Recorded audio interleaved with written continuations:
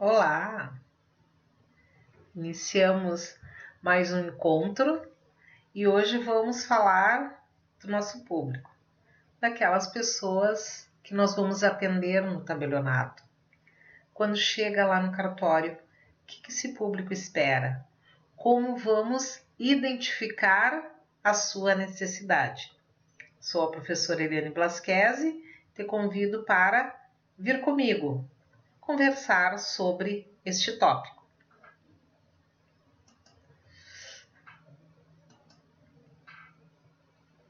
Então a pergunta é: como tratar esse público usuário? Como identificar o que ele precisa? Por que ele está ali na serventia, naquele cartório?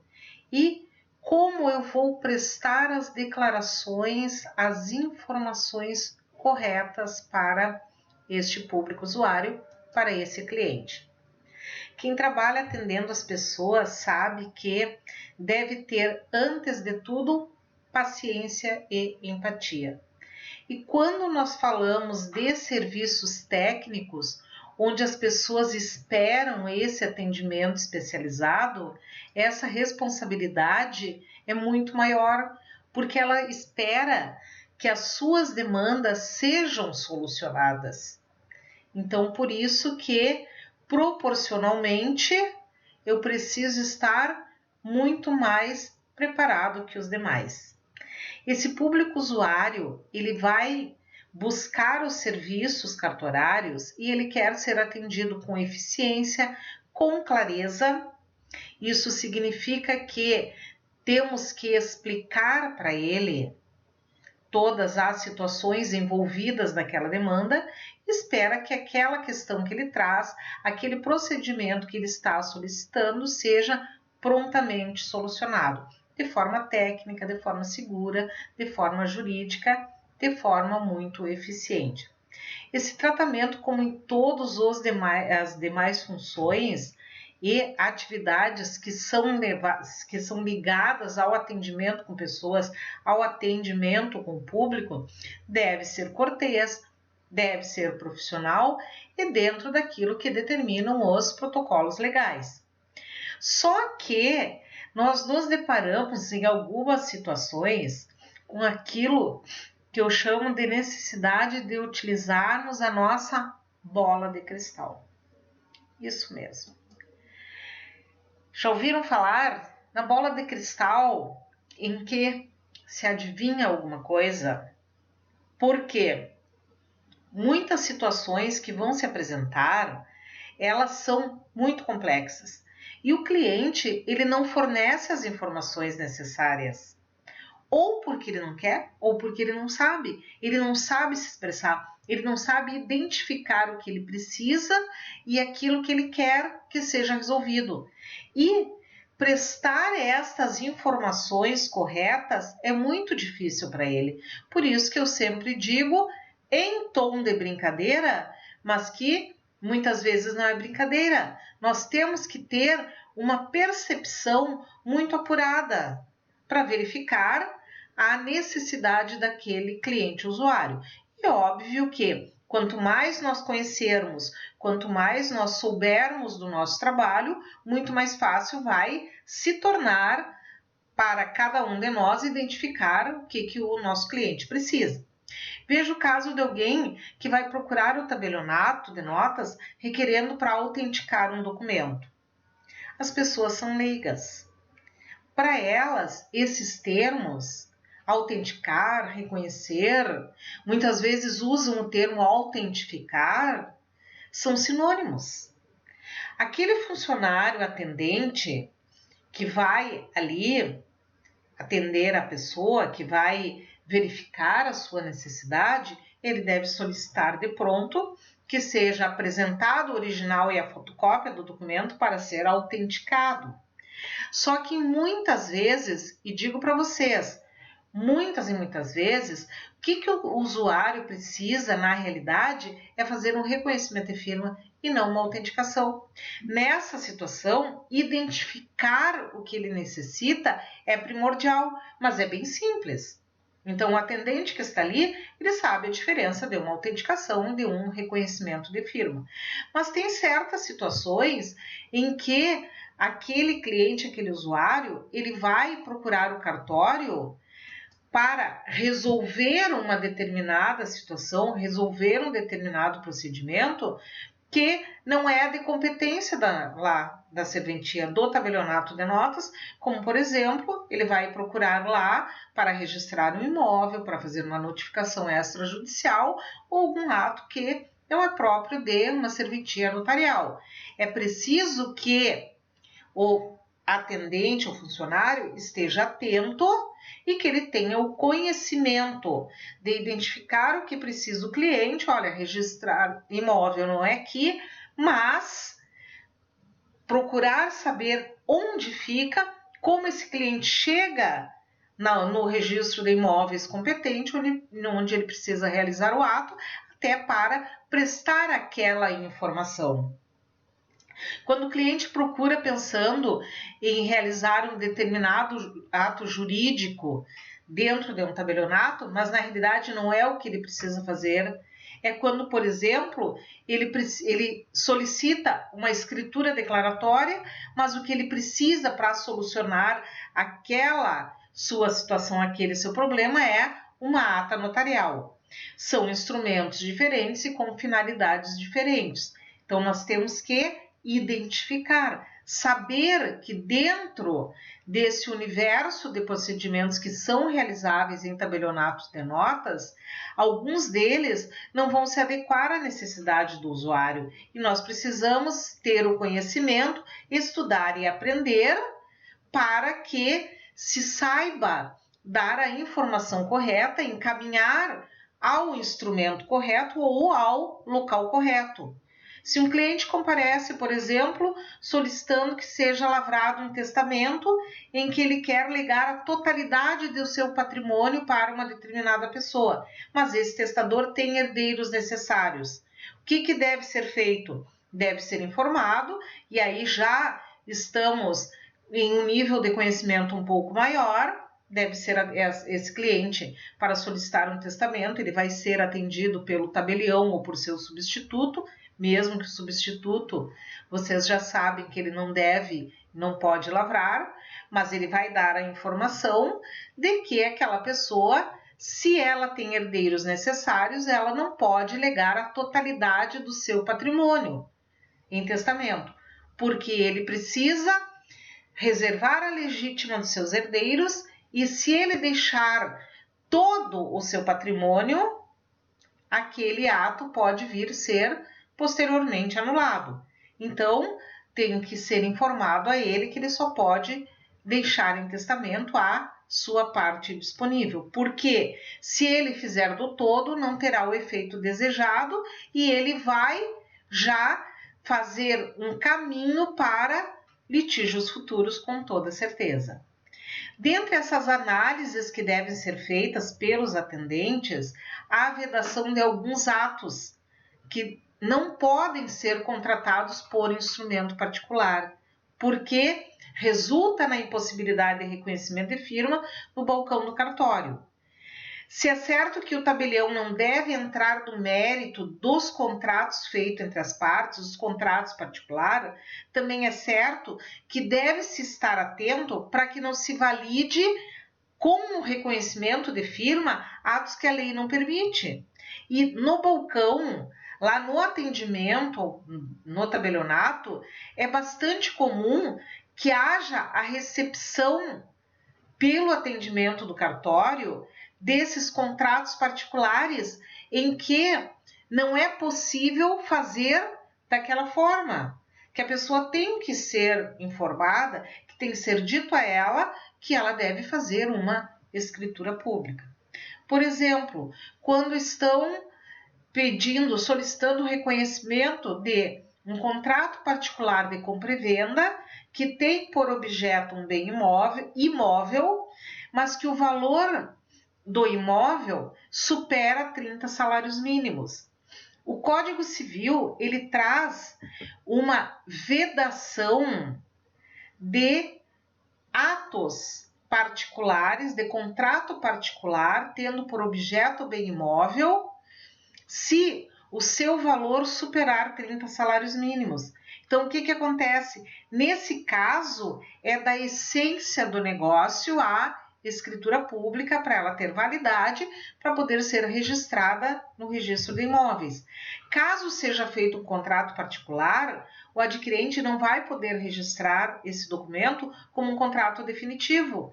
E aí decorre da obrigação de bem informar daquele cliente de que esse contrato não tem aquele efeito jurídico, não tem o valor jurídico que ele pensa ter, porque ele não vai poder registrar como um contrato particular de transferência definitiva de bem. Ele vai ter que fazer a escritura para somente registrar aí a transferência do imóvel. Quando o cliente procura o tabelionato e lá tem reconhecida a sua assinatura e leigo como ele é, ele tem que, aquele contrato, se ele for reconhecida a firma, ele é válido. Mesmo que o documento ele não tenha todos os requisitos da lei. E ao reconhecer essa assinatura, o tabelião está de uma forma indireta dizendo que aquele contrato tem valor. Por isso que a identificação do documento, saber o que aquele nosso cliente precisa, é muito importante. Eu saber suprir aquela necessidade. É óbvio que nesse exemplo que eu dei, as partes podem estar fazendo somente uma promessa de compra e venda que é plenamente válida por instrumento particular. Mas a escritura definitiva de compra e venda, se o valor do imóvel for maior que 30 salários mínimos, ela é essencial ao negócio, porque a pessoa não pode registrar aí um contrato particular de transferência definitiva. Várias situações vão decorrer dessa identificação e da prestação correta da informação. E o atendente já tem que ter esse conhecimento daquilo que ele está fazendo e ele tem que ser treinado para identificar essas situações. Deve ter atenção àquele documento que está sendo apresentado a ele, não para interferir na vontade das partes. As partes, se quiserem manter o contrato, elas vão manter, mas eu não posso reconhecer firma. E aí tem que haver essa averiguação se não há alguma situação contrária à lei e informar que isso pode vir a prejudicar futuramente alguns dos contratantes, como por exemplo aquele comprador que pensa que está comprando e que vai levar ao registro e transferir para o seu nome. E não é bem assim.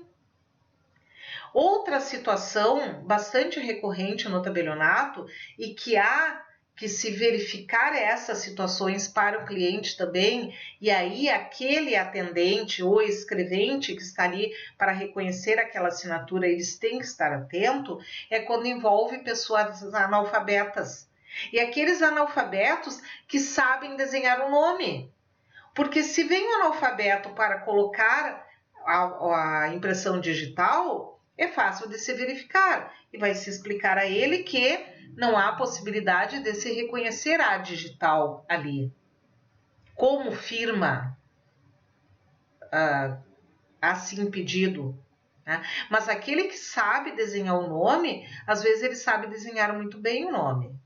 E tem uma assinatura muitas vezes mais bonita que a nossa. E muitas vezes nós não temos como identificar de pronto, porque não vamos perguntar a cada pessoa que chega ali, por mais feia que seja a sua letra, se ela sabe ler ou não, e pedir que ela leia. Quando se identificar essas situações, o que tem que se fazer então? Conversar com a pessoa, verificar se ela é alfabetizada, se ela sabe o que ela está assinando, porque nem sempre é fácil se identificar essas situações fáticas. Se a pessoa apresenta o documento de identidade com assinatura, assina o documento. Tá? Nesses casos, como eu disse para vocês, nós não temos como ficar perguntando para a pessoa. Só que nós temos por outros meios verificar se ela sabe, se ela está lendo, se ela sabe das condições, das cláusulas. E se detectarmos que essa pessoa não sabe ler, devemos negar-nos a reconhecer a assinatura. Por quê? Porque somente pessoas alfabetizadas, em regra, podem contratar por um instrumento particular. E por uma razão bem simples. Porque quem contrata por instrumento particular, presume-se que ele leu e que ele sabe o que está escrito ali. E mais adiante, ele pode vir alegar até mesmo o seu analfabetismo em razão de alguma situação que venha lhe prejudicar naquele contrato. Tá? Claro que são casos pontuais, e nesses casos a gente vai verificar se a pessoa está copiando o nome, se ela tem uma extrema dificuldade para assinar e de entender o que se passa, e se o negócio que está fazendo ali, ela foi verificado por ela, mesmo com alguém de testemunho ou arrogo, em regra o contrato particular firmado por pessoa não alfabetizada não é válido.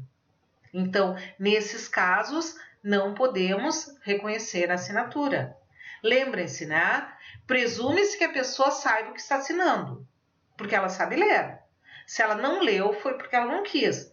Eu já tive casos de pessoas que voltaram lá com um contrato particular, dizendo, olha, eu vim aqui, eu reconheci firma, mas não era isso que eu queria fazer. E aí se pergunta, mas o senhor, a senhora sabe ler? Sim. Por que não leu? Ah, eu não li na hora, não sei o quê, mas vocês também não me explicaram. Não cabe ao tabelião de notas arguir se a pessoa leu ou não leu o contrato particular, mas verificar se ela sabe ler, se ela é alfabetizada, porque aí se ela não leu, foi porque ela não quis. O fato dela ser alfabetizada já possibilita que se reconheça a firma sem problema nenhum. Se o contrato está de acordo com a lei, se a pessoa é alfabetizada, não há por que negar-se, então, aquele reconhecimento de firma. Tá? Nesse caso, essa pessoa que não é alfabetizada, ela pode a qualquer tempo alegar um prejuízo. Vejam, por exemplo, né, a pessoa assina um contrato pensando que é um contrato de locação, na realidade foi feito para ela um contrato de compra e venda. Ela não sabe ler, ela assinou pensando que era locação e, na verdade, ela fez uma compra e venda, ou uma promessa de compra e venda quitada, o tabelião reconheceu a assinatura. Então, por isso que é importante se identificar essas necessidades, essas peculiaridades, quando se está reconhecendo firma em um contrato. Porque ali o tabelião, o seu preposto, ele tem a possibilidade de dar a informação correta para a pessoa. E aí, se a pessoa quiser mesmo assim fazer o negócio, ela deve, de duas uma, ou fazer esse negócio por escritura pública, ou nomear por procuração pública alguém estabelecendo essas regras na procuração, tudo aquilo que vai no contrato. Por isso que os funcionários, os atendentes, os auxiliares, eles devem ser treinados e capacitados. Não é qualquer um que está habilitado a chegar no balcão de um tabelionato e reconhecer uma assinatura ou autenticar um documento. Por mais simples que esse ato possa parecer, isso tem implicações jurídicas, tem implicações patrimoniais, muitas vezes de grande envergadura. E decorre daí a responsabilidade do tabelião. Todos os atos que são praticados por seus prepostos são atos que são praticados por ele. O que muitas vezes parece que não são atos e competências do tabelionato e dos funcionários que ele trabalham, decorre do dever de informar. Então, não sou eu que vou fazer aquele tipo de ato, mas eu tenho que informar para aquela pessoa que aquele ato não é feito ali, ou não pode ser feito daquela forma. Por exemplo, se a pessoa que é avisada da impossibilidade de reconhecer firma por não ser alfabetizada e ela quer mesmo assim assinar o contrato e que todos os comparecentes concordarem, não há o que fazer. O tabelião não tem como impedir. Ele só não vai reconhecer firma. Ele não vai corroborar aquele contrato, porque aquele contrato posteriormente vai ser dito que foi assinado no tabelião de notas. Tá? Mesmo que ele venha a ser anulado posteriormente, vai estar o nome do tabelionato vinculado àquele contrato. Dentre essas identificações de necessidades a serem atendidas pelos usuários, outra bastante comum e que em muitos casos ela é encaminhada por advogado é a cessão de direitos hereditários por contrato particular. Quando se identifica esse tipo de contrato, imediatamente se veda o reconhecimento da assinatura. E não, a lei não diz expressamente que não pode reconhecer firma em contrato particular de cessão de direitos hereditários. Muitos advogados voltam lá, uma vez negado o reconhecimento de firma dos seus clientes, perguntar, mas aonde que está escrito isto? Que é muito comum a pessoa que desconhece ou que quer fazer validar um negócio que não pode ser validado, se valer dessas situações, de vir perguntar onde está escrito. Não está escrito taxativamente na lei, não pode reconhecer. Está escrito taxativamente na lei, no artigo 1793 do Código Civil, que quando se tratar de cessão de direitos hereditários, ela só vale por escritura pública. Esta é a forma prescrita em lei. Por conseguinte, se a única forma prescrita por lei, as demais formas são vedadas. E sendo vedada uma forma prescrita por lei para um determinado ato, eu não posso reconhecer a assinatura. Eu não posso, como tabeliã, validar atos que contrariem a lei. Desta forma, uma vez que é contratada a cessão dos direitos hereditários por contrato particular, o cessionário não vai conseguir se habilitar no inventário. Aquele documento não tem valor jurídico. Como a cessão de direitos hereditários ela não era prevista no Código de 16 como obrigatoriedade, ela nem era prevista no Código. Era possível fazer, mas não havia essa forma expressa, pública ou particular. Então, se fazia essa contratação de qualquer forma admitida em direito, até mesmo nos autos de um inventário, porque nada se falava. Só que a partir do Código de 2002, o artigo 1793, ele é expresso, ele é enfático, então não se admite mais a forma particular, nem mesmo nos autos do inventário. Então, aqueles que, na maioria das vezes, fazem esse tipo de contrato, eles não têm o conhecimento dessas vedações legais. São pessoas leigas. Quem lavra os contratos é que deveria conhecer, deveria saber isso. Encaminhar para ser feito por escritura pública. O que vai acontecer em alguém que tem um contrato particular de cessão de direitos hereditários e paga aqueles herdeiros e os herdeiros somem? Ele não consegue se habilitar no inventário, porque não atende à forma que a lei obriga. Então, a identificação dessas situações, muitas vezes, ela barra em algumas tentativas de burlar a vigilância dos cartórios, nomeando os contratos ou dando outros nomes nos contratos. Por quê? A promessa de cessão de direitos hereditários, assim como a promessa de compra e venda de imóveis, pode ser feito por escritura particular, mas a definitiva não. Então, já houve casos em que veio nominado como promessa de cessão de direitos hereditários e, na verdade, era uma cessão disfarçada. Então, essa verificação tem que ser feita, porque como não há previsão de que a promessa precisa ser feita por instrumento público, ela pode ser de forma particular, e aí a pessoa fica com aquele documento e depois não consegue fazer mais nada. Vai, no máximo, entrar com uma ação exigindo o cumprimento daquele contrato, que é um contrato preliminar, mas às vezes nem mais acha os herdeiros. E há uma lesão de forma irreversível para o adquirente, né, com relação ao seu direito. Mesmo que se avise, muitas vezes as pessoas tentam fazer. E isso é importante que aquele que está no atendimento, aquele auxiliar, aquele escrevente, aquele substituto, mesmo tabelião, esteja atento para essas situações. Além de todas essas, ainda muitas outras desafiam a constante vigilância do balcão, daquele que atende o público, porque quando ele procura identificar tudo no seu entorno, ele vai ver também, além das demandas necessárias, as possíveis irregularidades e, dentro disso, informar aquelas pessoas de que elas podem ter prejuízo.